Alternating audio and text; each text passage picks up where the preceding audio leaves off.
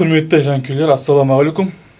Кеше Ақтөбеміз Қызылжармен тең ойнады. Есеп 0-0.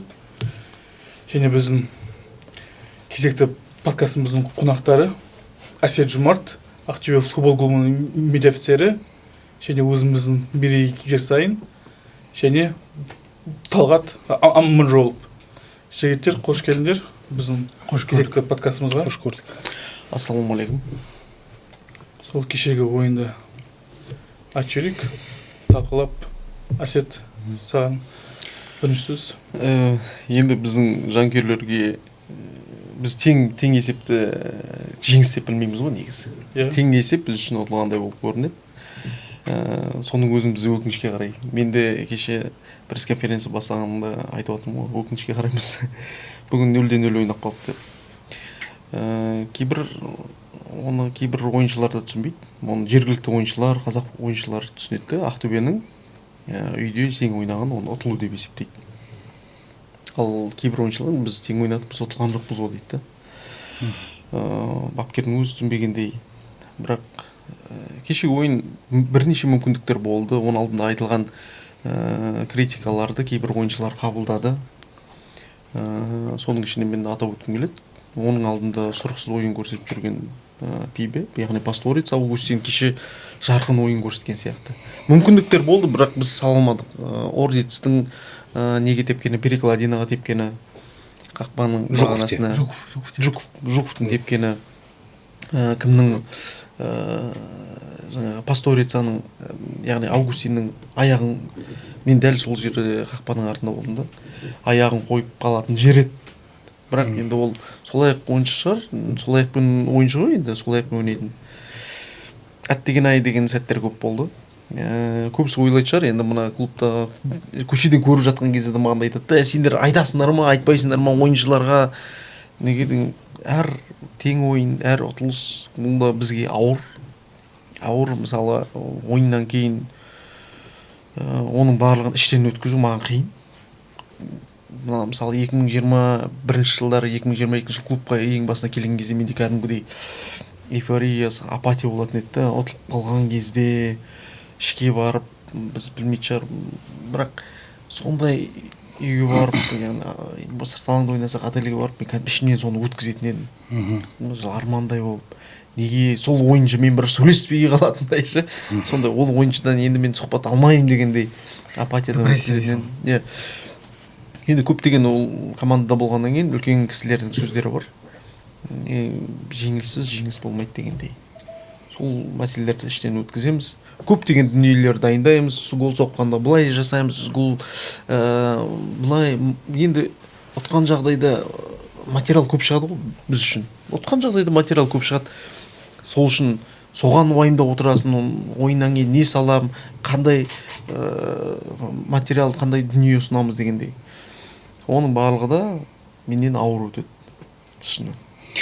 Әсет, жаңа жеңілсіз жеңіс жоқ дейсің ғой, бірақ бізде уже 13 жыл жеңіліс болып бәтір ғой, былай қарап отырсаң. Бізге чемпиондық алмадық па, ол жеңілсіз болып саналады ғой, былай жалпы сезонның.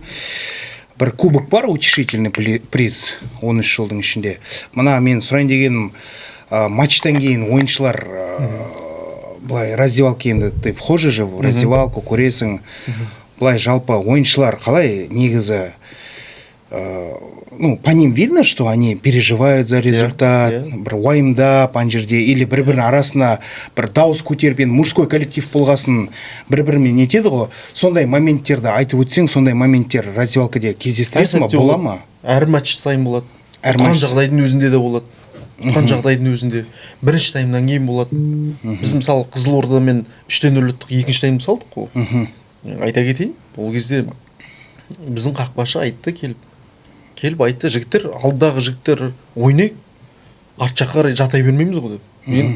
Мен оны сіздерге мәдениет түрде жеткізіп тұрған шығармын, бірақ үлкен айғаймен жеткізді. Пихай жеткізді.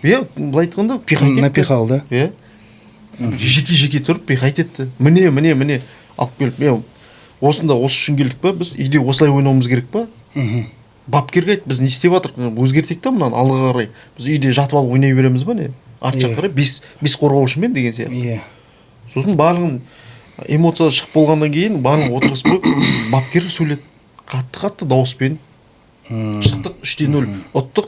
Келгеннен кейін енді ол кездері келгеннен кейін ұтқаннан кейін келдік, бірімізді құттықтадық, не істедік. Ұтылған тең болған жағдайдың өзінде үлкен өзгерістер, үлкен айғай болып жатады. Оның барлығы жеке клубтың ішінен шықпау керек нәрселер деп ойлаймын. Иә. Ортадағы кеше үлкен мәселелер болды.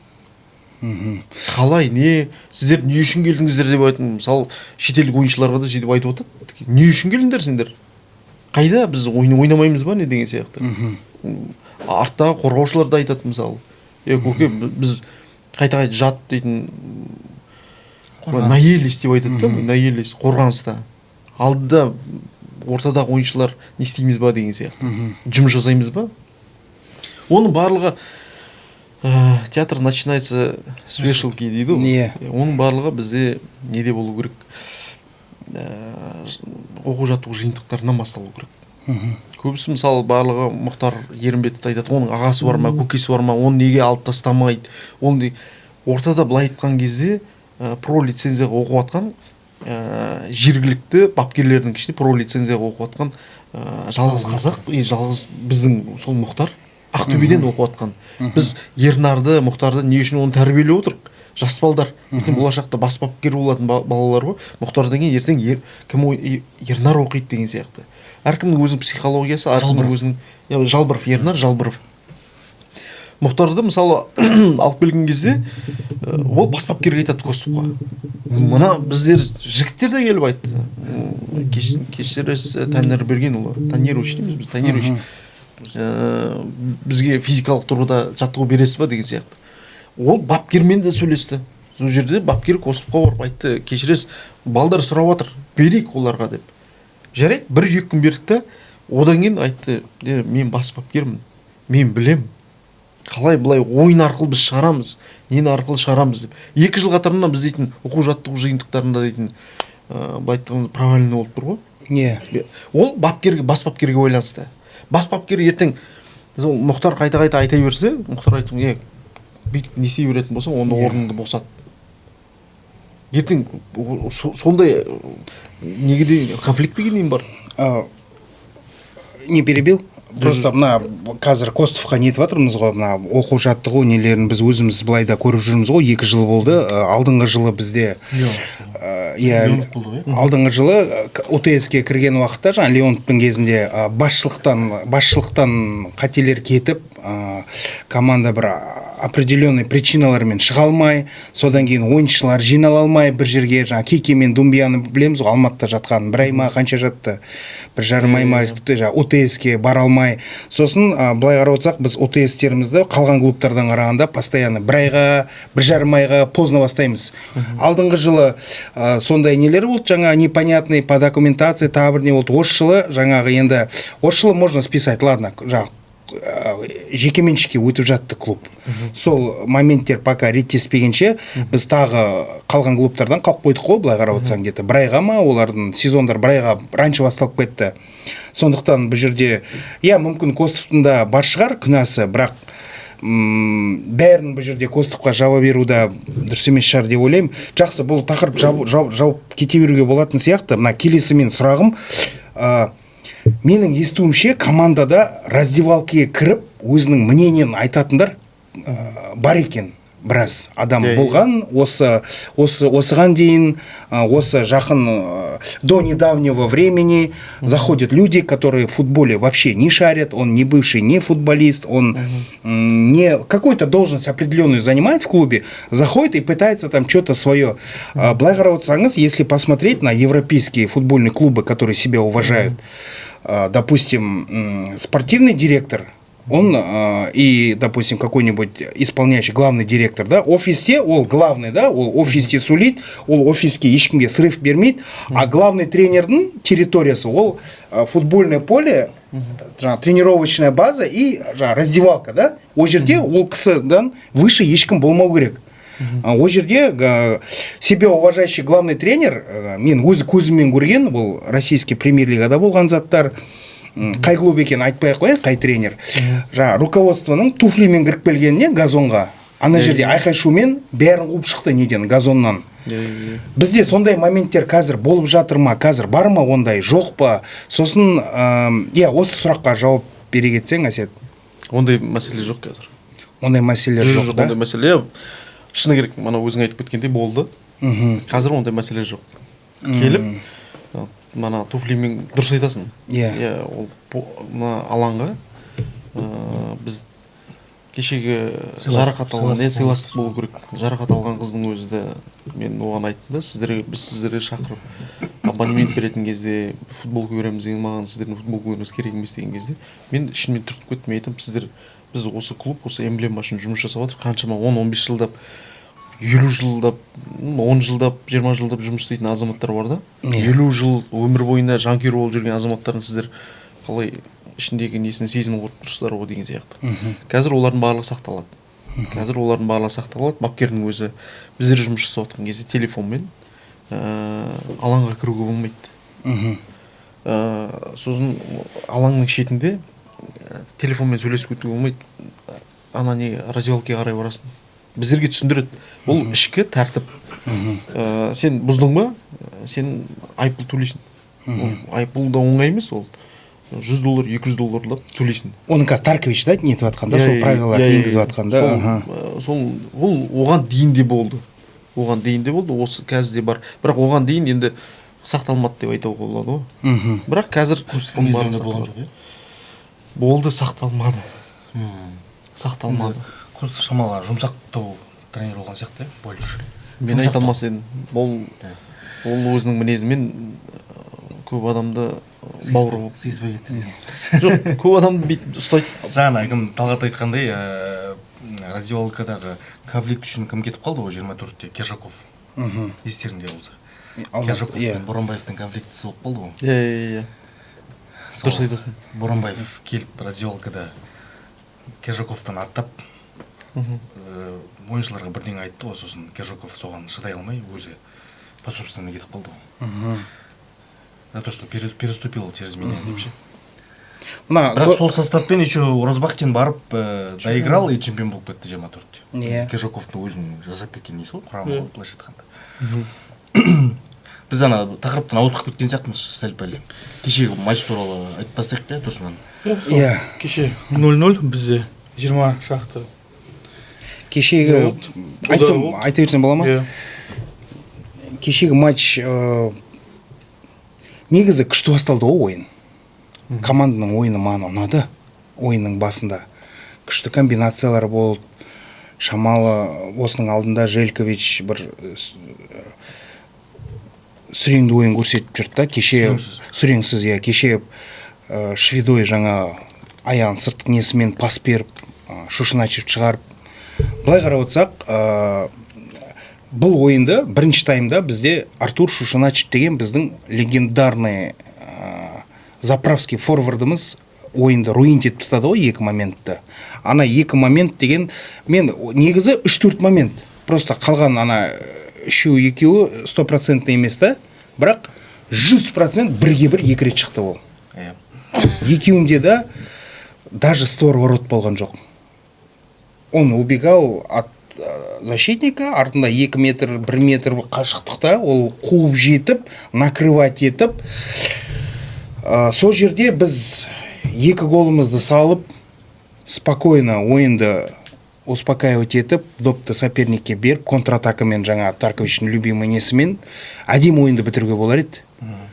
Бірақ өкінішке орай именно сол 2 момент, сосын екінші таймда жаңағы Пибе Желковичке пас бермеген жері. Бірақ жалпы Пибе әдемі ойнады көрініп тұр, қазір беріліп жүр ойынға. Басқа Қызылжардың ойыны 4-4-2 схемасымен ойнады. Алдыңғы шабуылда жаңа кім Биарталет пен Бугре. Былай қарап отырсаңыздар, біздің енді Қызылжар Петропавлдың жанкүйерлері ренжімесін, былай ортаңғол команда ғой, енді высокий цели не ставит. Бірақ трансферный политикасын қарасақ, Биарталет деген Фарер аралдарының құрамасының ойыншысы, чемпионат Исландиядан тауып алған, Бугрені қарасақ Бардодан тауып алған. Қазір Бардо Францияның 4-ші ма лигасында жүр, 3-ші ма лигасында жүр. Бұл не дейді? Бұл деген сөз клубта скаутский система жұмыс істеп жатыр. Болса скаутский отдел. Скаутский отдел болмаса, значит, жақсы бір спортивный тренер жұмысын жасап жатыр. Бізде постоянно айтады ғой, агентские игры дейді, анау дейді, мынау дейді, агенттер бүйтіп жатыр, сөйтіп жатыр дейді. Білмеймін, бірақ басқа клубтарға қарасаң, жаңағы өздерінің деңгейіне қарағанда, Бугренің доп қабылдағаны, жаңа разворачиваться етіп, кеше дейтін мазаққа бүйтіп жалғыз өзі көрдіңдер ғой, моменттер болды ғой. Жалғыз өзі допты алды да бүйтіп асықпай, развернулся, басын көтерді, қарады бүйтіп, ана жерде бір шай ішіп алып отыр еді, жүгіріп барып, бүйтіп асықпай, бүйтіп замақпен білген істеп жүр ана жерде. Просто жаңа біздің, как всегда, Сашаның арқасы, біздің жалғыз ешқандай сұрақ жоқ футболшы біздің Александр Заруцкий. Саша болмаса, сосын жаңа кім Ваня Ордец болмаса, тағдыр шешіп кететін моменттер болды оларда да. Сосын матчтан кейінгі Тарковичтің сөздеріне тоже назар аударғым келеді. Артур Шушиначев, наш лучший нападающий деген, он забил 5 мячей деген. Менде Тарковичқа ответный вопрос. А сколько моментов он загубил? Давайте КПД его посчитаем, в коэффициентах. 50 моментте 5 гол салатын болса, онда, значит, мы по-другому, по-разному футбол видим, да? И по поводу Виталия Латурнуса. Он 17 лет ему, мы его сломаем, дейт, мы его сейчас дозированно, дейт. Давайте посмотрим на 16-летнего Дастана Сатпаева. Давайте посмотрим на... Он 16-та бастады ғой уже, он аямай топкаға салып жүрді, Еврокубке, чемпионатқа. Сосын давайте посмотрим на Жаслана Әмірі, 18 жастағы, бірақ жас үлкен, Шымкентте үлкен разница істеп жүр. Почему біз 17-дегі почти ер жігіт деп айтуға болады футболдың несімен қарасақ? Біз оны кішкентай бала ретінде көру керекпіз Виталикті. Менің лично өзім ойым сол. Давайте посмотрим мировой пример Ламин Ямаль. 17 жаста чемпионат Европы, Ла Лиганы алып жүр. Қазір айту мүмкін, ты что Латурнуса Ямалем сравниваешь деп. Но и КПЛ не Ла Лига. Былай қарап отырсаңыз, біздің чемпионат водокачке ғой, былай қарап отырсаң. Енді ренжімесін болельшілер, енді поляларды қарайтын болсақ, инфраструктураны қарайтын болсақ, жыл сайын субботняя лига дейсің. Иә, жыл сайын бір клуб аяқтай алмай қалады, ақшалары бітіп қалады, ұрланып кетеді. На самом деле чемпионат водокачке ғой, былай қарап отырсаң. Сол тек келіспейтін жақтарым. Енді осы Артур демекші бар ғой, бағат. Жақында статистика шықты ғой. XG бойынша Артур бірінші орында тұр КПЛ-да. XG деген білесің ғой? Иә. Ожидаемый гол. Енді қара, екінші мәселеге келейік. Айта бер. Екінші мәселеге келейік. 12 күндікте, соңғы 12 күндікте біз 4 матч өткіздік. 4 матчтың 4-інде де ол қатысып келе жатыр. Неге барлық матчтарға? Ол шаршайды. Біз физикалық тұрғыда шаршаймыз. Артур ма? Қазір мен басқа жігіттерді айтайын, психологиялық.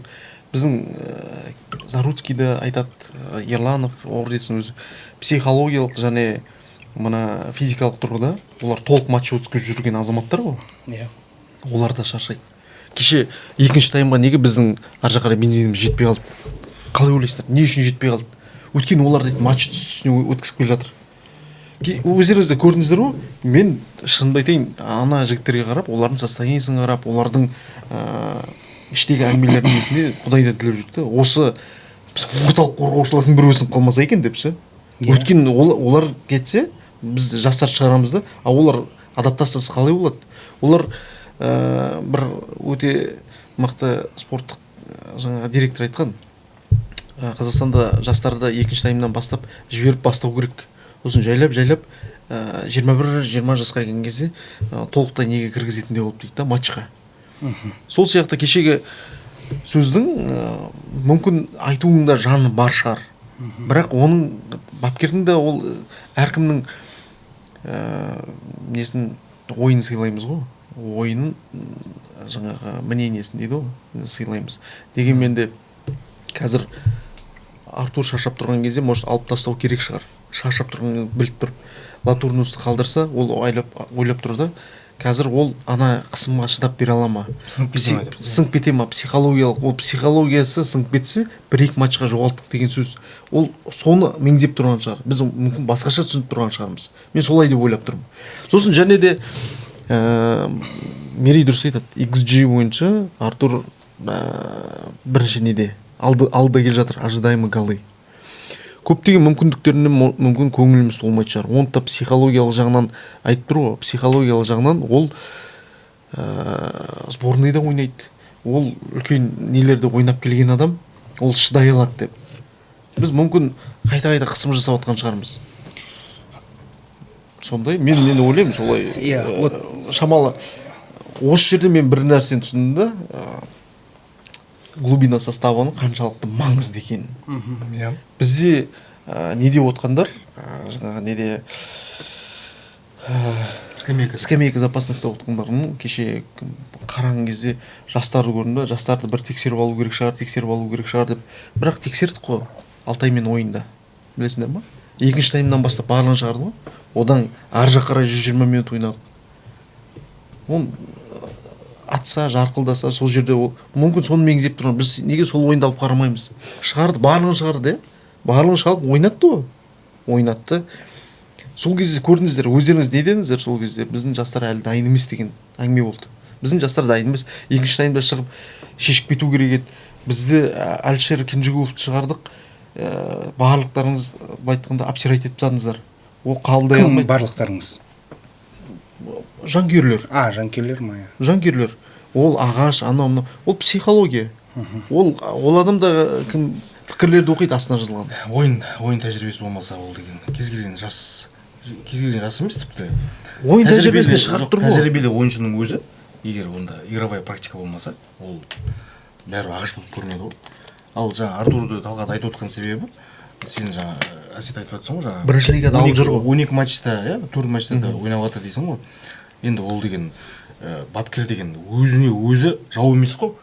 Ол жету керек қой, ротировать ету керек қой. Мысалға бір матчқа заменада қалдыр. Бір матчта бастапқы құрамда шығар. Үшінші матчқа қайтадан заменада қалдыр. Сонда Артур шамалы аш болады. Сосын физически шамалы свежий болады. Түсіндің ба? Мысалға Латурнус бірінші минуттан бастап шықты ма, бір тайм ойнап болғаннан кейін Артур шығарсын. Сонда ол уже посвежее шыққасын, оның ойыны басқаша болады. А бұл деген әрине ол 90 минут ойнайды, кейде Алтайға қарсы 120 минут ойнайды. Ол деген не ол қалай? Пенальти тебуге келген кезде оның психологиясы да, физикасы да барлығы уже әлсіреп тұр. Тіпті пенальтидің өзін тебе алмай тұр мысалға.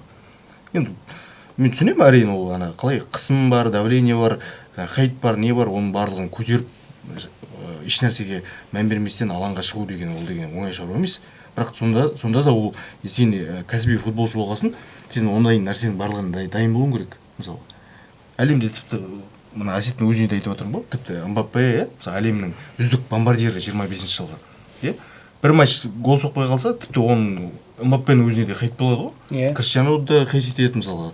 Месси да хейт етеді. Әлемнің үздік аңыз ойыншылары әлемдік футболдың. Солардың өздері де критикаға, сынға дайын. Оның қасында Шушуначев кім мысалы? Ол дайын болу керек. Сол үшін кәсіби футболшы болып жүр, сол үшін айлық алып, несін отбасын, жанұясын асырап жүр мысалы. Ал бірақ жаңа сен селекция туралы айтып отырсың, Қызылжардың. Қызылжардың басшысы Әлішер Әбсалямов. Ол кәдімгі агенттің агенті ғой, былайша айтқанда.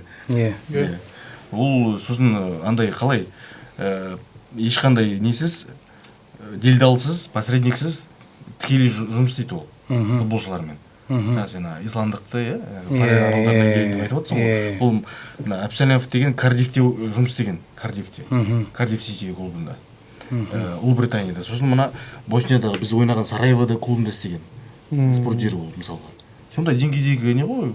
Сосын өзі мына агенттік саланы білетін болғасын, оңай да оған селекциямен жұмыс істеу. Басшы. А бізде сол жағынан проблема. Қазір енді спорт директор туралы айтып жатқан себебіміз, қазір Әсет отырғасын сұрап алайық. Қазір мысалы көп әңгімелер болып жатыр, мысалы Барша Тархиншвили кетті дейді, біреу айтады жоқ, ол қалды дейді. Марат Хайруллин кетіп қалды деп ресми ақпарат шықты. Бірақ кеше алаң жиегінде тұр. сол мәселенің басын ашып айтып жіберсең. негізінде важа келген кезде важа кетіп қалды, біз информация шықты, мен ол кездері білмейтінмін. Ресми шыққан жоқ ол. Үйіне кетіп қалды, не істеп қалды дегенде, жұмысқа келген жоқ ол. Іште конфликт не болған жоқ. Мен ойлаймын, оның рабочий визасы дайын болып отқан жоқ әлі. Дайын болып отқан, ол определенно уақыт керек. Оны алып келу үшін, мысалы, футболистерді біз ар жақтан өткізе береміз да, жаңа неден, сборда өткізе береміз, бірақ сол уақытта рабочий визасы дайын болады. Олармен оңай жұмыс жасау. Және де қазір бірінші игроктарды дайындалады, шетелден алып келетін же, дайындалады. Рабочий визасы, оған определенный уақыт кетеді. Тездеткеннің өзінде ол бір ай сондай уақыт кетеді. Сол уақыт дайын болғанша біз кімді шығардық? Марат Хайруллинді. Бірақ біз оны сол уақытта алып тастап, жаңа рабочий виза дайын болғанша, жаңаға спорт дирінің орны бос тұрса, бізге штраф келеді. Ол орын бос болмау керек. Бір азамат отыру керек деген сияқты. Келісім болды, мына адам не істегеннен кейін, ол адам отырады деген келісім болды. Сондықтан да ол важаның бұл үлкен айқайға шығаратын, ол мынандай болады, ертең осындай болады деген ондай үлкен айқай болған жоқ. Ол, мен ойлаймын, үйіне барып демалуға кетті. Осылай. Ертең уақыт келсе, ол қайтып келеді. Ол сондай мәселе. Трансферлік терезенің ашылуына жақын қалды ғой, уже. Қанша қалды қазір? 10-15-терінде ашылса. Сосын ол 2 аптадай уақыт қалды ғой. Молдавиялық азамат қой. Грузия болса, ол біздің елімізде 90 күн жүре алады еді. Шамал молдавиялықтарға, шамал бөлек, ол бір айдан барып келу керек.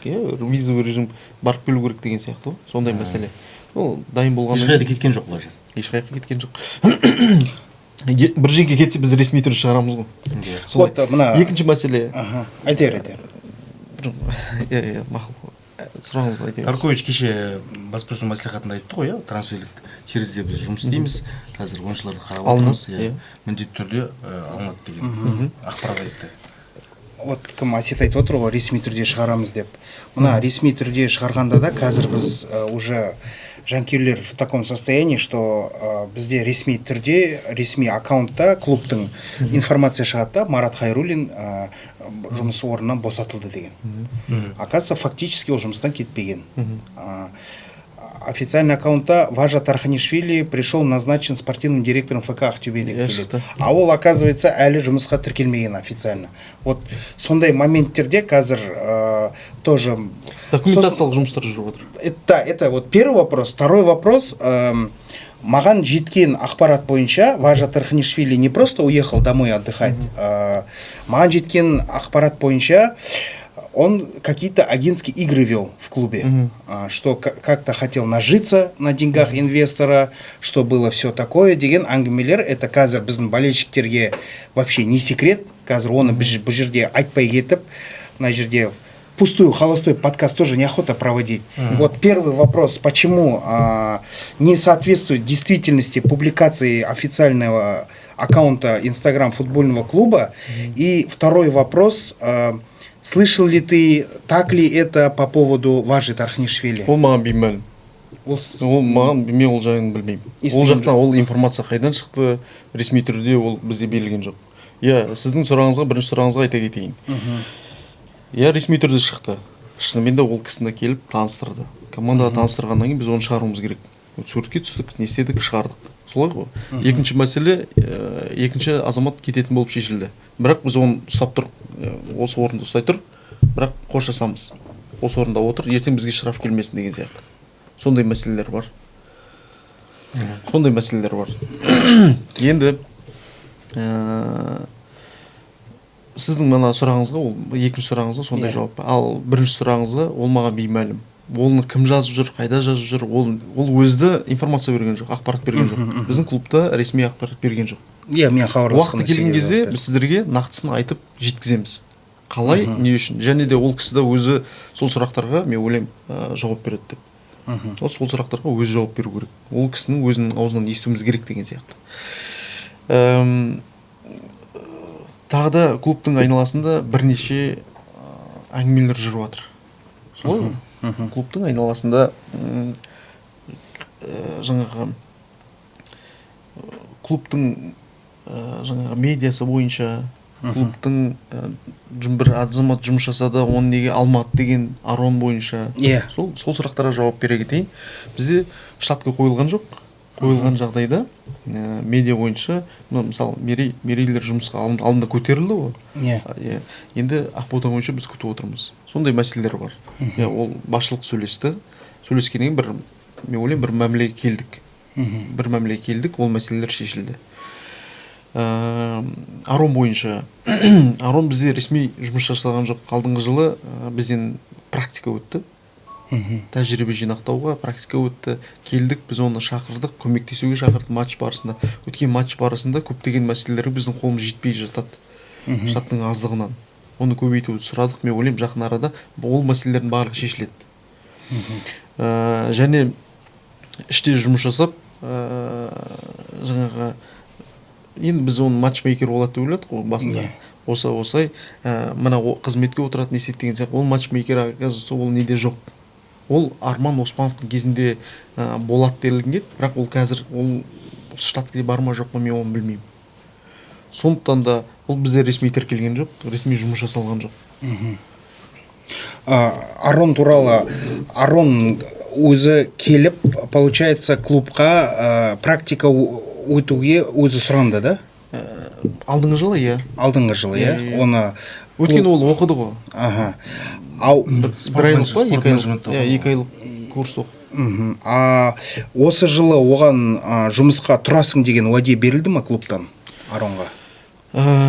Оны Арман Оспановтың кезінде, яғни бізде басшылық құрамында болғасын, сол кісімен оны жеке сөйлесті. Ол қалай келісті, қалай болады деген мәселелерді мен білмеймін енді. Қалай жүргізіледі, қалай келісті, мүмкін айтылған шығар, сен боласың, бізде матчмейкер. Бізде солай деп ойладық. Ал қазірдің өзінде штатқа қойылмаған жерде іштегі мәселелер бар, кейбір жаңағы кикілжіңдер. Іштегі жаңағы билет мәселесі бойынша, не мәселе бойынша ертең ол кісі жауапты алмайды, өткенде ресми жұмыста жоқ. Ол жауапты алатын біздер. Сондықтан да біз уақытша қоштастық деп айтуға келеді. Уақытша қоштастық егерде нақты осы жұмыстар деген бекітілетін болса, әрине оны шақыруға мүмкіндік алады. Қазір да матчды ұйымдастыру бойынша да мен айта кетейін. Ернар біледі ғой, Ернар көптеген матчтарды осы уақытқа дейін біз бірге, мерей үшеуміз бірге ұйымдастырып жүрдік, солай ғой. Біздің стадионның таза футболдық стадион. Мен Шымкентте ұйымдастырып жатқанда көріп отырмын, басқа Қайратта ұйымдастырып жатқанда көріп отырмын, ол жақта беговая дорожка бар, жүгіретін. Ал біз колонка алып қою үшін тек бір жағына қоямыз. Оның өзіне әрең сият, оның өзіне былай поблажкамен алып отырып қой, оның өзіне кімдер болмайды, жаңағы делегаттардың айтуы бойынша ол жерге қою болмайды. Колонкалар дейтін ненің басында қойылып тұру керек, жаңағы стадионның төмен жағына. Козырогына солай ғой, солай қойылу керек. Ал ол козырогта бізде ана рупормен шығып тұратын диктордың дауысы бар ғой, ол уже көнерген. Ол жерге келіп профессионалдық әнші ән айта алмайды. Әннің сапасы кетіп қалады. Яғни қосылатын үлкен аппарат алып, сол жерлерге үлкен JBL, мен ойлаймын, колонкалар қойылу керек. Ал біз мына жерге қоямыз, бірдеңе ұйымдастырғымыз келеді, шамалы енді стадионымыздың сондай мәселелер келмейді. Оны қақпаның артына да қойдық, білесің ғой, делегат болмайды деген қақпаның артына қойдық. Қақпаның артында жаңа жедел жәрдем тұратын жерде, о жерде де негізінде қоюға болмайды. Жедел жәрдем ол шығу керек поляға қарай. Специально қоятын нелер бар. Сосын қақпашылар біздің өзімізді кім Шацкий айтты, мен құлақ жеп тастады мынау. Құлақ жеп тастады. Мынаны алып тастауға бола ма? Мен ойыншыларды нелер мен естімеймін. Қолайсыз дейсің. Құлағым естімейді. Разминкаға шыққанда музыка ұрып тұру керек, музыка естіліп тұру керек. Ол айтады, мен естімеймін дейді. Мен дауыс естуім керек, не істеуім керек деген сияқты. Сосын матчды әдемі жасалу керек, оны жанкүйерлерді шақыру үшін да, жанкүйерлер. Бізде жанкүйерлер шақырмайық та былай әдемі келеді. Оның алдында біз 2022-23 жылдары, 23-24 жылдары стадионның алдында ұйымдастырып жүрдік. Күшімізбен, солай ғой? Ернардың кезінде Ернар соған жауапты болды. Ол кезде жаңағы беттинг өзіміздің спонсорлармен, солардың күштерімен бірге, солармен келісеміз. Әр матчқа соған ұйымдастырып жүрдік біздер. Осы мына студияға колонкалар көнерген не деп айтып отырсың ғой да, Әсет.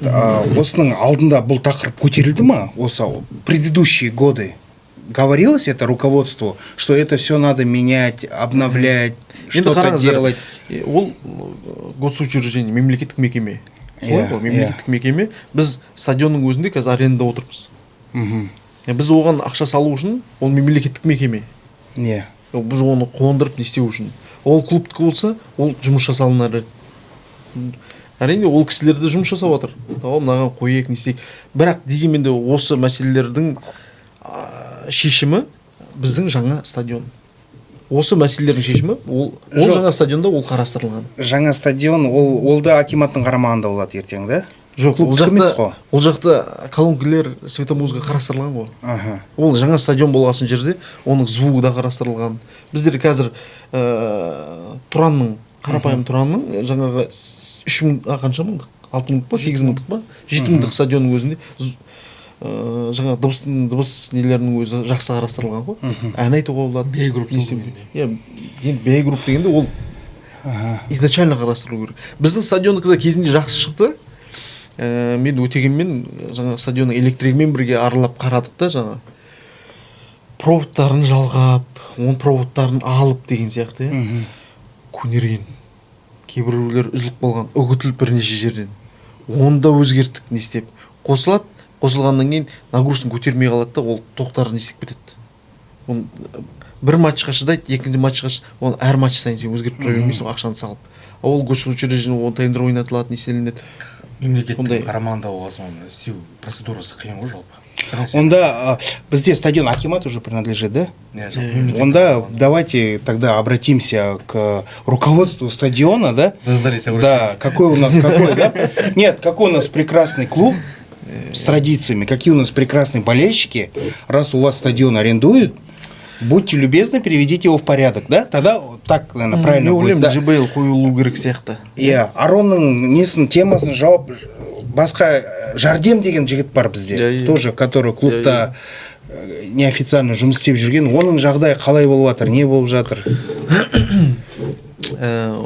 Жардем енді біз жұмысқа шақырылдық қой, осы шартқа қойылады деп. Бірақ Жардем өзен шақырылдыңдар, да? Бір-екі матчқа қатысты. Бір-екі матчтан кейін сосын айтып біз қоя тұр. Уақыт келген кезде өзіміз айтамыз деп. Ол да жарайды, хорошо. Біз келістік олмен. Осыны келісіп, солай айтылды. Біз неден Ақтөбеге оралайықшы қайттан ба? Ол сондай тема ғой, андай бір неден бастайсың да кетіп қала бересің бейді. Мысалы кеше матчтан кейін жанкүйерлер мен команданың арасында қызу әңгіме болды, қызу әңгіме болды. Мынау не ойын жігіттер, намыс қайда деп бірнеше рет айтылды. Сосын жалпы енді жанкүйерлердің қазір өкпесі қара қазандай ғой командаға.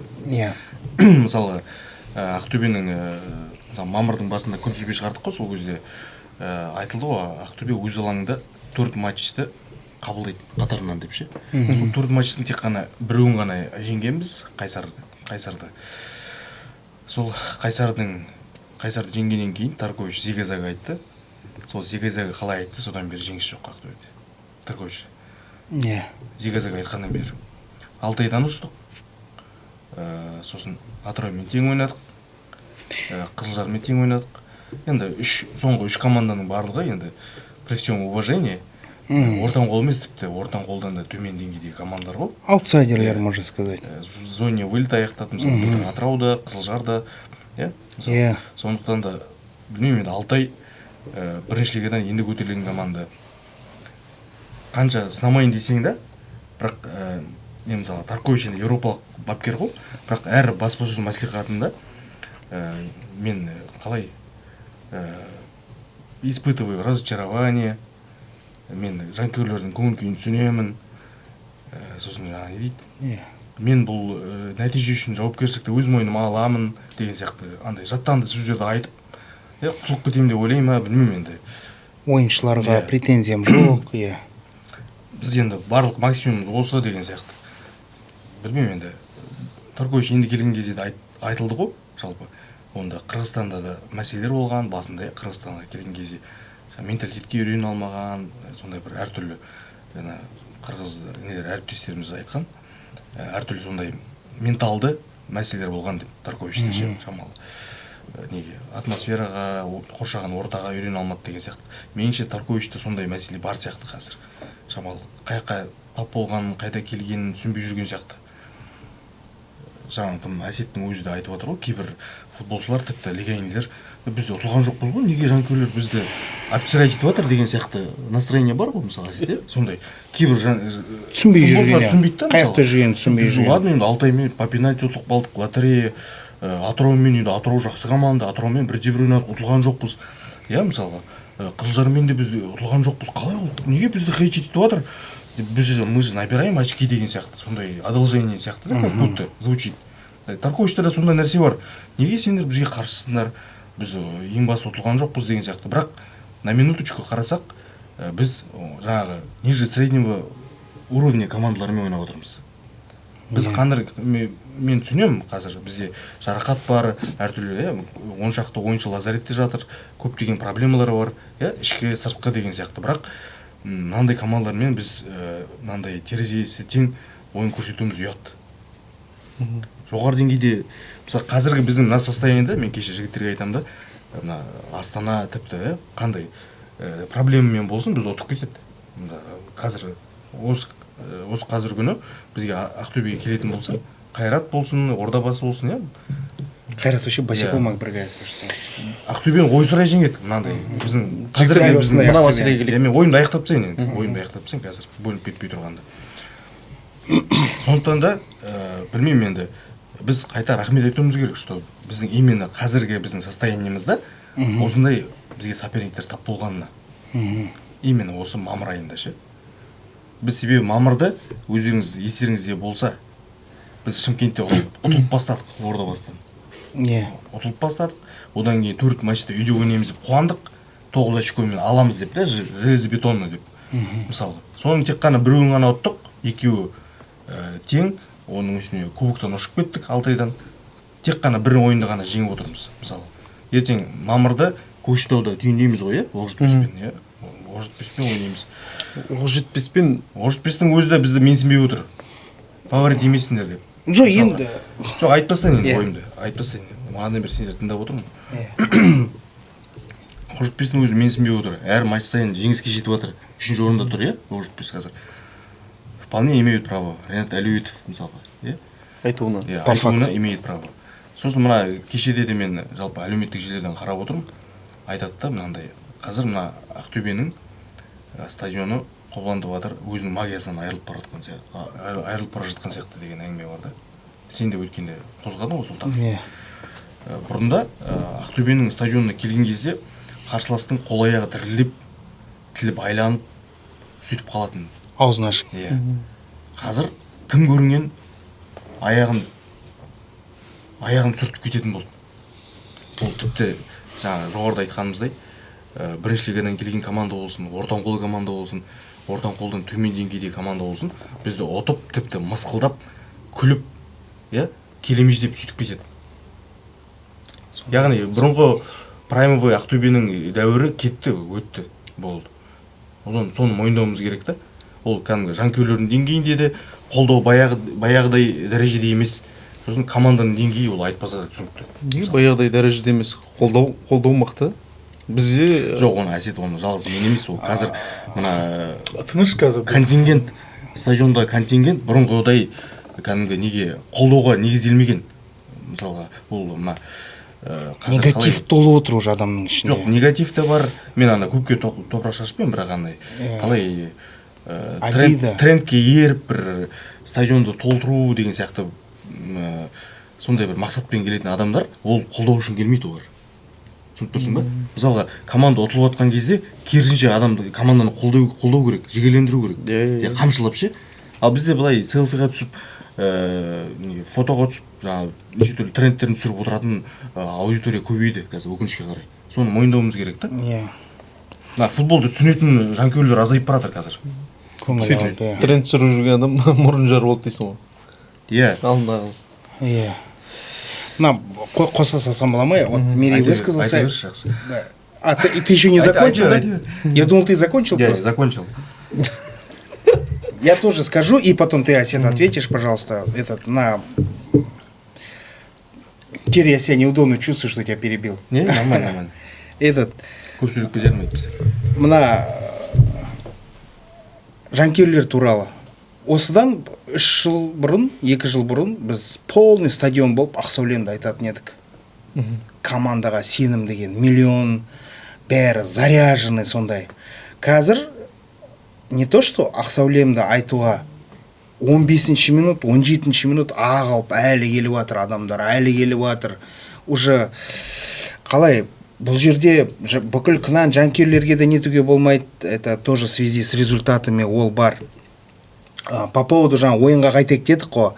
По поводу жастар бойынша мына біз осындай Мерей помнишь отрезокке түсіп қалдық қой, осы мына 3 күн сайын ойнадық қой.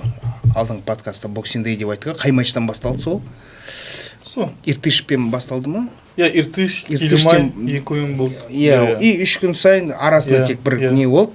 Кубок болғасын ғой енді. Иә, вот кубок, сосын еще гостевой матчты үйге переводить етіп алдық, сон подряд болып кетті. И сол моментте біздің командада 9-8 қанша травмированный болды.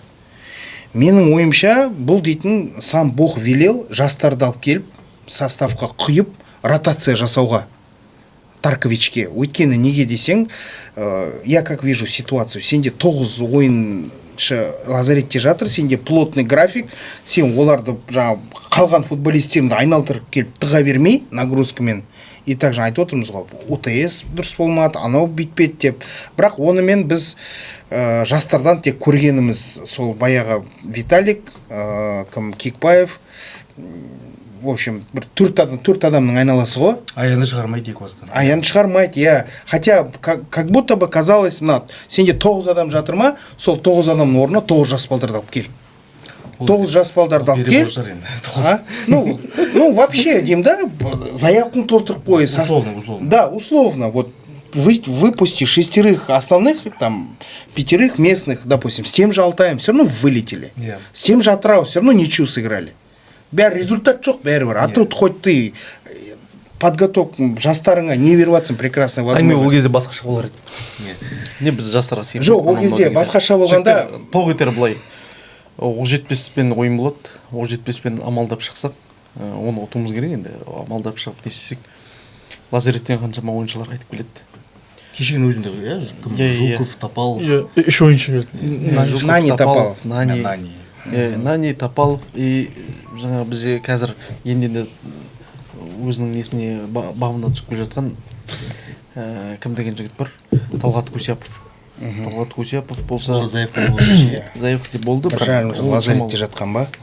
Ну, былай қарап отырсаң, шындық қой енді. Жоқ, ойнады, ол травмасы болса да ойнады. Ол операцияның дұрыс жасалмағанына ол кісі кінәлі емес, ол дәл соны емделуге барды ғой. Ол дәл соны емделуге барды. Трансфертный промах деп жатқан ол клубтың. Жоқ, трансфертный промах дегенде ол емделді ғой. Біз емделгесін, біз оны шақырдық. Ол определенно осындай өзінің сол неден шыққасын. Ну, по факту, что мы имеем, Асет? Он было... У него крестообразная связка порвана. Мы его подписали. Он на сколько сейчас в команде? 1,5 года? Да? 1,5 года. Год, да? Ладно, год. Жазда келді ма? Год. Из них 10 месяцев он травмирован ғой. Әңгімен шындығы. Ойнады ғой. Статистикасын қарау керек. Статистикасын дәл қазір ашып қарауға болады. Ну енді хорошо. Жанкүйерлер өздері ашып қарар статистиканы. Қай кезде ойнады. Бізге необходим болатын кезде қазақ ойыншыларды жазуымыз керек болды. Сол кезде необходим болған кезде тығыз керек болғасын жерде біз оны алдық. Бірақ енді мынандай суммаға деп мен айтпай қойын. Оны біреудің ақшасынан алып бірақ көмектесуге келді. Ол операциядан кейін жаттығу жасады, сосын айтты шығып ойнап берем. Сол ойнағаннан кейін біз оны алып сразу ойындарға тығып жібердік. Өйткені бізде травмированный, Қасым травмированный болды. Кейке аяққа кетеміз деп біз Көсеповты ойнаттық қой. Бізге сол решение принимать ету керек. Жаздың ортасында бізге ат терлетіп, бағына тастап не келем деп отқан адам болған жоқ. Оны клубтар жіберген жоқ деген сияқты. Бос болды, біз оны алдық. Сол жердегі шешім сондай болды, оны тауып қойып. Енді қазір лазареттен шығатын адамдар бар. мына трансферге келетін болсақ, трансфер 10 маусымда басталады ғой. Біз жұмыс атқарылып жатыр. 3-4 ойыншы ауысады. 3-4 ойыншы нақты түрде ауысады. Сол ойыншылармен оның орнына жақсы квалифицированный, жақсы профессионалды, одан да мықты ойыншылар келеді деп біз үміттенеміз. Ол ойыншылар, ол бойынша жұмыстары жүріп жатыр. Енді нақты қашан, қалай, кім келетінін мен айтпай қойын. Кімдер өзгеретінін де айтпай қойын. Бірақ жұмыстар жүреді. Травмадан шыққан ойыншылар бар, травмадан келетін ойыншылар бар, маусым басында басталатын. Біреуінің мысалы Багакаировты сұрайды, 3 ай, 4 ай неге емделіп жатыр деген сияқты. Неге ол емделіп жатыр, ұзақ емделіп жатыр осылай. Бізге ол ойыншы керек болды. Нақты оң жаққа қарай. Жаңа бапкер келді айтты, оны шығару керек, не істеу керек. Өзінен барып сұрады, ол толықтай айтқан жоқ. Біздің қатеміз сол болды. Ол кісі Бағдаттан сұрасаң, ол айтады, мен қазір Ақтөбенің намысы үшін ойнап беремін қазір деп. Ол мен дайынмын деп. Кез келген ойыншыға керек болса, шығып ойын дайын. Тарковичтің қатесі ғой негізі сол жерде. Сол кезде Тарковичтің ең бірінші матчы болды. Сол кезде шығарды. Бірінші таймда дәл сол жарақаты одан да созылып кетті. Рецидив. Сол үшін негізінде оған қарсы болды. Бізді медициналық штабты кінәлайды ғой. Бірақ ол айтты, ол керек емес. Ол кісі әлі жаттығу, емделу керек, не істеу керек. Оны жайлап 10 минуттан шығару керек. Бірінші минуттан біз алдық, бірінші минуттан шығарып бердік. Еще қандай поляға шығардық? Искусственный поляға шығардық. Су шашылмаған. Ол тау барлығын ұстап отыр сол жерде. Шын ғой? Ол тау сол жерде барлығын ұстап жатыр. Сондықтан да біздің де, бапкердің де, ойыншының да барлығында қатесі сол рұқсат етілген. Әсет, айып етпе, сен клубтың атынан келіп отқасын, на тебя, видишь, жинап қалғасын, сен нападки за трансферы и за все. Енді Әсеттің де өзінің жауап беретін несі бар ғой. Қалай медиаға қатысты прямой обязанностьтар, ол мысалы трансферге, селекцияға, сосын жаңағы қалай біреудің ресми қол қойды ма, оған жауап бере алмайды ғой. Түсініп отырмын Әсет. Андай қалай қалай контрактке қол қойылды ма деген сияқты нәрселерге жауап бере алмайды ғой. Жалпы енді өзімде неде пресс-службада істейтін болғасын, ондай нелерді білемді. Медианың жолайтын мәселелері бар, жоламайтын мәселелері бар. Енді жаңа сен айтып отырсың ғой, мысалы тіпті 9 ойыншыны да жас ойыншылардан шығаруға болады деп ше. Мысалға біз ана Әлшер Кенжеғұловтар, Кикбаевтар барлығы аяндар шығатын күні біз сол кезде Атыраумен ойнап оттық па, біздің жастар сол кезде қарағанда да 7-0 Шахтерден ұтылып атты сол кезде. Олар жылап жатыр. Біздің ойыншыларды алып кетіп жатыр основа деп ше. Мысалға. Енді другая сторона медали. Олар жылап жатыр, айтады. Біздің ана Төреғалиді алып кетті, Кикбаевты алып кетті, Турнусты алып кетті. Мысалға. Кімді Байдәулетті алып кетті. Енді кеше Кенжеғұловты алып кетіп жатыр дейді. Біз ойнайтын адам жоқ дейді бізде. Күржейде ғана бір 15-16 жастағы балдармен ойнап, әрине ұтыламыз біз Шахтерда дейді. Оны біреу көреді да айтады, ой, Ақтөбенің жастарынан тым үміт жоқ деп мысалға да. Ол себебі білмейді да ситуацияны. Оның основаға көмектесуге алып жатқанын, мысалы дубльдің жарты құрамын основаға алып кетіп жатқанын білмейді ғой. Айтады, мә, 7-0 ұтылып қалған, бізде болашақ жоқ, Қайраттың болашағы мықты дейді да мысалы. Көрдің бе?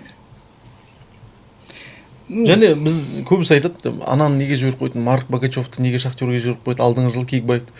Біз оларды дейтін развивать етуіміз керек.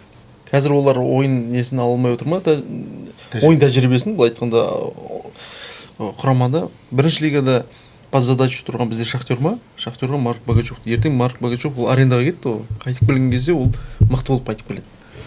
То же самое біз алдыңғы жылы Кикбаевты бердік. Кикбаевты Ертішқа бердік под задачу. Ертішта ойнады, арендадан қайтып келді. Қазір Кикбаев более-менее ойнап тұр основада. Дәл сол сияқты ертең 1-2 жастарымыз бар. Біздің 1-2 жастарымыз бар. Хасен Таразға кетті. Хасен Артуру Таразға кетті. Оның барлығы арендаға кетті. Қайтып келіп біз қайтып ала аламыз негізі оларды да.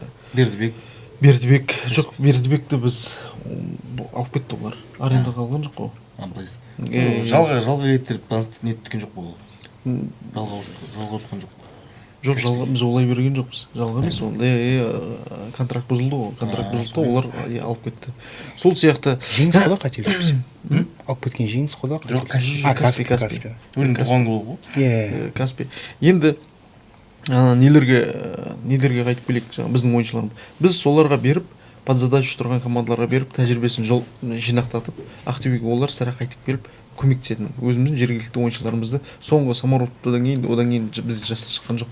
Біз олар солай тәрбиелеп соларға мүмкіндік бермесек под задача тұрған командаға талап та бөлек болады. Оның ішкі несі бөлек болады.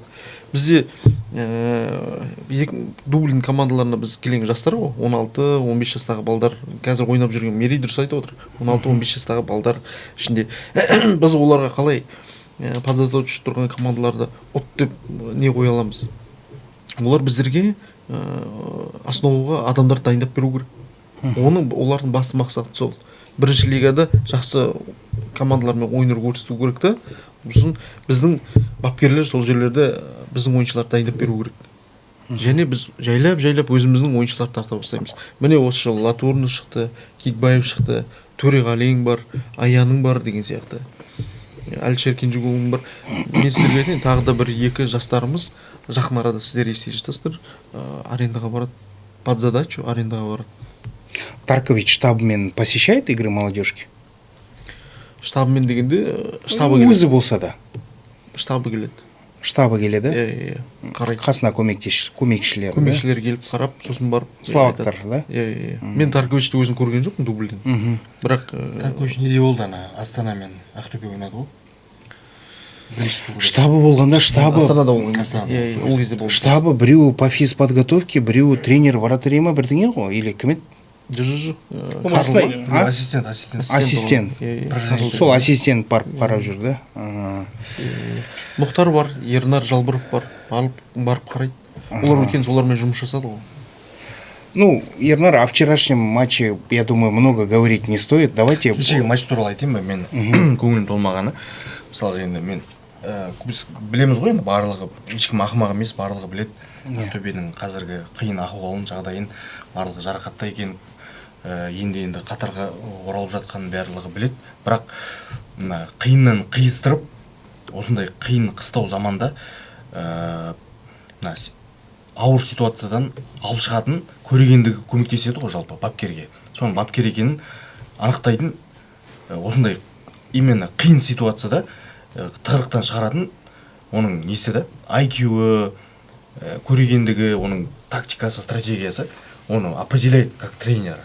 Бапкерді ше. Кез келген ол мысалға әлемдік футболдағы Гвардиола болсын, кім Клоп болсын, Анчелотти, Мауриньо, Зидан болсын, барлығында да осындай ситуация болады. Бірақ ол сол ситуациядан шығып кетудің амалын қарастыру керек. Ананы нетіп сақтап қалып, заменада қалдырып, ананы шығарып, барлығын аны үлкен бапкерлік не керек та, оған бір данышпандық керек та, мысалға.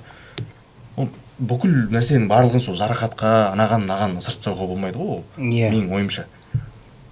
Қазіргі жанкүйерлердің ашынып отырғанда сондықтан, мысалға, ортан қол деңгейдегі, тіпті одан төмен деңгейдегі командалармен тең ойнап, соны дәреже көру, ол енді үлкен бір, қалай бір ұят нәрсе, масқара тіпті, былайша айтқанда. Оның барлығы бір мезетте өзгеріп кетуі мүмкін. Кеше мына Атыраумен тең ойнадық, Атыраудың матчтан кейінгі видеоларын қарасам, құтты болсын бәрін құттықтап отыр. Оларға дәреже ол себебі. Бірде-бір ойнау, мысалға да, Атырау үшін. Кеше Қызылжардың өзі де Мелис Шуршич айтады баспасөз мәслихатында, мы здесь главное не проиграли, это уже неплохо дейді. Мысалға. Бәрі үшін достижение. Себебі не келеді да, Ақтөбемен келеді да, тең ойнап бір ұпайды арқалап кетеді. И сосын самый обидный барлығы бұрынғыдай қорқып не істемейді ғой. Ақтөбеге келіп Қобыландыда ұтыламыз деп қорықпайды да. Бәрі ойлайды, что это реально қазір біз ниче ойнай аламыз Ақтөбемен. Именно нынешний Ақтөбемен біз ниче ойнауға біз қабілеттіміз. Бәрі сол ойлайды. Неге Алтай мынаяқтан 120 минут бойы ұтылмай кетеді, біз неге ұтылуымыз керек? Вот сондай настроймен шығады да уже. Алтайдан біздің қай жеріміз кем, Атыраудан біздің қай жеріміз кем деп. Енді Қызылжарда новый кейс, и дальше осылай жалғаса береді. Мысалы, мен ойынға шынымен де как жанкүйер ретінде менің қарным ашты кеше. Тупой алға асырылған пастар, бей-беги, ана айтады ғой, тактика жоқ болған кезде бей вперед, игра придет дейді ғой. Сондай тактика да, мынау. Ана поледа болғаннан гөрі доп деген ауада көп болған сияқты. Артурдың бағытына қарай асырып жібереді, болды. сосын 70-80 минут есеп 0-0, бірақ әлі артта бір-бірімен пас алмасып жүр да. Ордис пен Шушинач, Ордис пен кім Ирланд бір-біріне пас береді, сосын Зарускийға береді. Сосын Заруский прессингке өткенде Заруский алға бір тебеді болды. Осы футбол. Ол кәдімгі біз идейность қой, былайша айтқанда. Идея жоқ болды ешқандай. Шабуылды құратын идея жоқ. Кеше сол туралы сұрады жәрдем ше, пресс-конференцияда. Жәрдем айтады, ну енді мен қайтем, все команды в КПЛ ставят низкий блок обороны. Енді зачем ты тогда тренер, если ты не вскрываешь? Не үшін онда ойнайсың сен? Потому что өзі низкий блок ойнайды. Мысалға, кім Ернард айтады, мана 20 соққы бағыттадық дейді, статистика бойынша 20 соққы бағыттаған не керек? Оны в молоко. Жоғарыға тебеді. Әуеге ше? Паварабия. Шушинаичтың өзі 4-5 рет момент болды, бірде-бір соққы бағыттаған жоқ. Створға ұрады. Пибенің өзі Айдын Желковичпен бірге-бір шығып пас бермейді. Мысалы. Түсіне алмаймын мен шын айтсам мына ойынды. Мен кәдімгі қарным ашты жанкүйер ретінде мен қарап отырып қаным ашты. Қаным қарайды жерде басым айналып. Нерві көтеріліп, бәріміз. Мен кеше подкаст болғанда мен кәдімгі бұдан да қатты айтатын едім шынына келгенде. Қайта шамал. Астыл дейсің ғой. Басылдым шамал. Подкаст келесі матчтан кейін ойындар. Ұйқым нашар болды мысалға. Бүгін әрең ояндым. Неше түрлі түстер көріп. Мысалы. Оқ жетпеске 4-0 қалды отқан түс кірді ма? Жеттер біздің уақытымыз болып кетті. Енді келесі ойын оқ жетпес ойнаймыз. Көкшетауға барып, сол ойын туралы бір-екі сөздер айтып жүрсек. Оқ жетпес 3-ші орында. Соңғы 2 ойын ұтып. Кез келген команда Ақтөбеге қарсы бар күш-жігерін салады. Премкісті тройной болады деген сияқты. Ақтөбеге қарсы кез келген команда солай жасайды. Енді кез келген жерде әрқашанда сәттілікке сенесің ғой. Енді мынандай жағдайда менің де ішім күйеді. Жаң әттеген-ай, неге біз осындай неге жағдайға түсіп қалдық? Неге осы 8 ойыншы қалай ол неде жатыр деген сияқты медициналық көмекке жүгініп жатыр. Неге барлығы аяғын тартып олай береді деген сияқты ғой мәселе. Ол неге анау мен де ойыншылардан ішім күйіп сұраймын да қайта-қайта. Яғни жаңағы Корзуннан барып сұраймын, кімден барып сұраймын, жаңағы Баган, сен қашан шығайын деп жатсың, сен қашан жасайын деп жатсың, бір-екі күн не істесең шыққан бойдан бір-екі күннен кейін шыға аласың ба? Жаттығу общий группаға қосылғаннан кейін бір-екі күннен кейін шыға аласың ба? Оның артында үлкен білесің да, оның сыра шығып кете алмайтынын. Ол жайлап өзінің кондициясына келу керек, несіне келу керек. Жайлап шығармаса қайтадан сынып қала ма деп тағы да реабилитацияда өту керек. Жайлап өзінің күш-жігерін қайтадан жинау керек деген сияқты ғой. Бұл көп нәрсе басымда тоже сондай каш болып отады мен. Ойыншылармен барып сөйлеп, қалайсың, амансың ба, сен қашан шығасың, жазылып қалдың ба, Митровичтің өзіне барып күнде сұраймын да, сен қашан қосыласың, медициналық штаб саған рұқсат беріп жатыр ма, не істеп жатыр ма? Сосаның өзіне алдында кіммен біз тең ойнап қалдық қой, Атыраумен. Сразу сол күні звондадым, сен қашан келесің деп. Сен қайтып келесің ба деп. Олар реабилитацияда өтіп отыр, оңды да негізін жарақаты серьезный зат. Ол айтады, мен ертең 15-не ма таман келем, бірден ойынға кірісіп кетемін. Мен солай келейін деп тұрмын дейді да. Келіп Ақтөбеде не жинағанша, не істегенше, мен ойын бағытын барлығын түсінемін. Мен анаяқтан келем да, бірден ойынға общий группаға қосылып, сразу тек ойнап кететіндей, сондай жағдаймен келем дейді. Тағысын қалмасын. Жоқ, соған дайындалып отыр ғой, сол үшін ол реабилитация өтіп жатыр. Сол күні мен соған да звондадым. Митровичті алып, ойбай, сен қашан шығасың, шықшы, жайлап тренировка жасап, ауыра ма, аяғың ауырмай ма деген сияқты. Адам ішін күйіп бара жатқан кезде барлық нәрсе істейді екенсің да. Бірақ енді сондай не шығар, бізде жарақат алған ойыншылар, ойнаған ойыншылармен деңгей өйтіп сөйлеспейді. Өзің ойнамасаң, сен кіріп орта сөйлеп, бас көтеріп сөйлей алмайсың деген сөз сияқты ғой. Әр матч сайында біздің іште мана өзің айтқандай бірдеңе бола ма? Разбор полет болады. Кез келген команда болады. Бір-бірімен қырылып төбелесіп жататын футболистер де бар. Шын басқа команда. Чуамин мен Вальверде сияқты ғой. Келеді, оның барлығы эмоциямен. Біз үндемей отыра алмайды ол жерде. Енді еркектің компаниясы болғасын. Баганың ер адамдардың ұжымы болғасын жерде. Баганың өзі айтпай ма, ана жанкүйерлермен сөйлескен кезде братан дейді да, сен айқайлап жатсың. Сен боқтап жатыр да Баганы. Бага айтады да, ол адам күйініп тұрса дейді, менің ішім 2 есе күйініп тұр дейді да. Ұтылып қалған адамға келіп төбелеп, сендер... Бага қазір боқтамайтын болған ба? Жоқ, әйтеуір айттық қой, не істемей қойшы, открытый конфликтіге бармай. Біз кешірім сұрап жүреміз айтыпсы дейсің. Ал Баганың кешегінің өзінде де жаңа балдарға келіп, сен жаңағы жеті ататсың дейін боқтап жатыр да, ол мен ойлаймын кешегі бір ситуация эмоциялық түрде айтып жібереді да сондай. Що жалпы деймін да, біреу доппен біреуге тигізсе адовать ететін медиа, Бага біреуді боқтап жүрсе адовать ететін медиа сондай ғой. Достастық Таркович неге значит ойнайды. футболканы дайындап дегендей. Қызық енді. Сонымен Әсет, твой предикт в матче с Оқжетпесом. Что ты Мы думаешь? выиграем. Мы выиграем, да? Біз ұтамыз, бұйырса. Все. Ернар, мен сенемін командаға. жанкүйерлерді мазалап жүрген бір 2 сұрағым қалып қойып еді. Не задал Асету. Асет, по поводу этих абонементов. Когда решится, что решится, потому что көбісі маған келіп жатыр, айтып жатыр. Міне келесі А4 қағаз режимін деп. Келесі бізге жолда келе жатыр. Келесі ойында 14-ші неде ойнаймыз ғой? 14-ші маусым күні Алтайға қарсы ойнаймыз. Сол кезде дайын болады. Домашний матчқа ма? Кейбір ол мәселе қандай? Біз изначально бердік, мысалы, определенный орынға, 3000 орынға деген. Сол 3000 орынның абонементтері дайын болды. Біз оны таратып тастадық.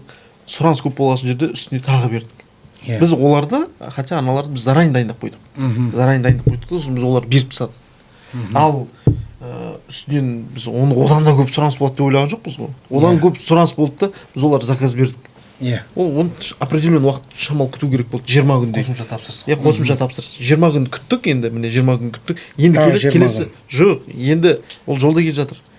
Келесі матчтарға біз оны беріп тастаймыз. Қаяқтан Австралиядан заказ бересіздер ма? 40 күн келетін жолда. Ол дайындалады ғой. Оның номері бар ғой. Енді қазір бізде почти бір ай домашний матч жоқ. Екінші сұрағың сен. Екінші сұрағым по поводу вот долгов команды, что вот Ибису должны, команду чуть ли оттуда не выгоняют. Жоқ, бұл мәселе ода тұрған мәселе жоқ, ол төленіп тұр барлығы. Төленіп тұр, да? Ешқандай проблема жоқ. Анаған, мынаған деген ондай мәселе жоқ. Командаға, көбісі айтып отты, командаға должен, алдында хернан айтқан, командаға должен, несін должен, осылай деген сияқты. Побольше айтайын, біздің инвестор, мысалы, бізде алдыңғы жылдары женский командада питание болған жоқ. Бірақ біздің инвестор своими силами біз оларға питание жасап беріп отыр. Және айта кететін жағдай, барлық жаңағы жастарымыз 7 жастан бастап қанша жастан барлығын түгелдей киіндіріп отыр. Біздің сол үшін де біздің медиадан неден қуып жіберді осы комнатадан, үлкен біз комнатада отыратын едік. Соған үлкен коробка өздерің куәсіңдер ғой, коробка киіммен толтырып. Сонымен қатар мына облысымыздағы нелер бар ғой, не дейтін еді, облысымыздағы өзіміздің филиалдарымыз бар ғой, оларды да толық киіндіріп отыр. Ол соңғы 2 жылда болмаған зат. Экипировка, да? Ол инвестордың осы жердің, мысалы, жақсылап айту, біздің жастарға көңіл бөліп жатыр. Питание кімдерге женский командаға бөліп жатыр. Көбісі кеше айтты ғой жаңа, командаға должен ба, анаған должен ба, барлығын зарплатасы уақытылы түсіп тұр. Премкасын беріп тастады. Шын мәселе. Ол мәселелерді жақын арада шешіледі. Өйткені нюанстар бар, қойылмайтын нюанстар бар, соның ішіндегі не істеп жатқан. Бірақ ол мәселелер жақын арада шешіледі. Мен оны түсінемін, нақты. Кейіннен сіздерге айтып беремін. Алдағы матч туралы айтып жіберсең. Да, еще один вопрос. База не болып жатыр стадиондағы, дайын ба, бітті ма? База ремонтта, жұмыс жасалып жатыр. Мен ойлаймын, мына алдағы матчтарға дейін 10 июнь болсын, соған дейін біз кіреміз деп ойлаймын. Кіреміз, да? Оның ішінде жаңағы толықтай нелер раздевалканы көрдіңіздер ма білмеймін, ол бітті, шығатыны, жолы, несі деген сияқты. Қазір комнаталар жасалып жатыр, және де астағы бастапқы планировка бойынша жаңа не болмайды деді ғой, питание болмайды деді ғой. Сырттан оқып білеміз, не істейміз деген. Енді горячий питание болады, соны шамал өзгертіп жатыр. Шамал чуть-чуть проекттің нелер өзгертіліп жатыр. Сызбалары өзгертіліп жатыр. Оның барлығы мен ойлаймын жақын арада бітеді. Бізде уақыт жақын қопты қысқамыз. Все. Так, бізде келесі матч Оқжетпеспен. Келесі апта ғой. Оқжетпес енді бәрі көріп тұр, Оқжетпес қандай формада, қандай ойнап жатыр, фаворит не фаворит, бәрін алапат ложат. Енді менің өзім ойым, бұл матчта біз деген алдыңғы жылда ма или қай жылы есімде жоқ, тоже Оқжетпес күшті келе жатыр, біз кризисте болып бірге болдық қой Көкшетауда, есіңде ма? 3-те бұртып кететін кезде. Жайрожан дубль. Фататитан кезінде. Біз кризисте болған жоқпыз. Біз кризисте болған 4 матч подряд ұттық. Сонымен 5-шісі болдық. Или 4 матч подряд. Ну, они, в общем, они тоже были на подъеме, тоже хорошо шли же они. Сол кезде біз... Фататиті сол жақтың бір шықтыңыз. Сол кезде бір Оқжетпестің шашын жалбыратып жібергеніміз бар. Енді осы жолы мен ойлаймын, Таркович Шушиначевті шамалы заменаға отырғызып, шамалы ойлансын бала, есіне келсін, айтады, опытный национальный сборныйда ойнайды. Мен кеше өз көзіммен көрдім, матчтың кезінде бүйтіп, он в себя ушел. Это я видел. Құрамада бір өткізген бір-екі матч шығып. Иә, сол ғой, он просто андай көп его защищают же сейчас. Утрированно. Да. Оны кезінде Амангелді ағамыз жатқан жер жайлы болса айтып кеткен ғой. Главное, сол Виталик шығарса основаға. Сосын жаңағы жарақаттан шыққан ойыншыларымыз қосылып, тағы сынып қалмай қойықты жасанды. Тағы сынып қалмай, иә. Трусливый футбол. Газон жасанды ғой. Мен Тарковичтің сөзіне қосылам. Шушиначев мықты. Қосыласың ба? Қосылам. Сен қаншама ренжісең де? Выбор жоқ. Жоқ, мен ренжімеймін саған, мен ренжімеймін. Қазақстанда мықты шабуылшылардың ішінде алып келетін болсақ, мен әлбетте оны Шушиначев қайттан таңдайтын едім. Қайттан таңдап, қайттан ол әлі дәлелдейді өзінікін. Көрсетеді. Да. Хорошо. Сынып қалмасын. Мен ана енді бес тимді айта кетейін. Мына көбінесе мысалы қарасам бізде мысалы жеңіспен ойнайын деп жатамыз. Мына матчта ұтылса Алиев кетеді дейді. Қызылжармен ойнайын деп жатсақ, мына матчта ұтылса Чучич кетеді. Клейін сондай матчтар ғой бізде Ақтөбеде ше. Таңғалам. Неге бір нормальный нормальный бір соперник кездеспейді деймін ғой. Міне енді Оқжетпес күшті победный волнамен келе жатыр. Әлеуетовке ничего не грозит. Арқасын кеңге салған. Енді білмеймін. Бізде еще менсінбей тұр. Ақтөбе Астана фаворит емес деп. Одан кейін Астана барды. Астанада ұтып алды шынымен де. Енді біз баратырмыз. Қазір по очереди. Құдай сақтасын енді бізде. Можно я этот обращение сделаю Ренату? Ренат Алюетов, я не считаю Оқжетпес фаворитом. Мы их выиграем спокойно. Кесіп салып қоямын деші. Кесіп салып қоямын осыны, Для рилсов специально. Сен обращение көп жасайды екенсің, да? Мен строго обращениямен жүретін. Потому что сұрақ көп, жауап жоқ. Құрметті жанкүйерлер, осы позитивті нотада бүгінгі подкастымызды аяқтайық. Сіздермен болған Талғат Уайлдуэст Аманжолов, Ақтөбе футбол клубының медиаофицері Әсет Жомарт, ТКБ-ның қожайыны Ернар Жайжігіт, бұйырса штатқа ауысса мүмкін клубқа қайтып келер, және Мери Ерсайын. Біздің ТКБ YouTube арнамызға тіркеліңіздер, колокольчик басыңыздар, пікір жазыңыздар, лайк қойыңыздар, дизлайк қойыңыздар, бізді қолдап кетіңіздер. Бүгін біздің подкастымыздың жалпы демеушісі Аква деген жергілікті ауыз су, өте тамаша су, алып пайдалансаңыздар болады. Бізбен болғандарыңыз үшін рахмет. Келесі матчтан кейін енді кездесетін боламыз. Бүгін 13-ші подкаст, 14-ші подкастта енді Көкшетаудан кейін жеңіспен отырып, зига-зага латып қойып жазуды бұйырсын. Сол, рахмет жігіттер. Все, жақсы, сау болыңыздар. Жеңісті күндерде жүздескенше.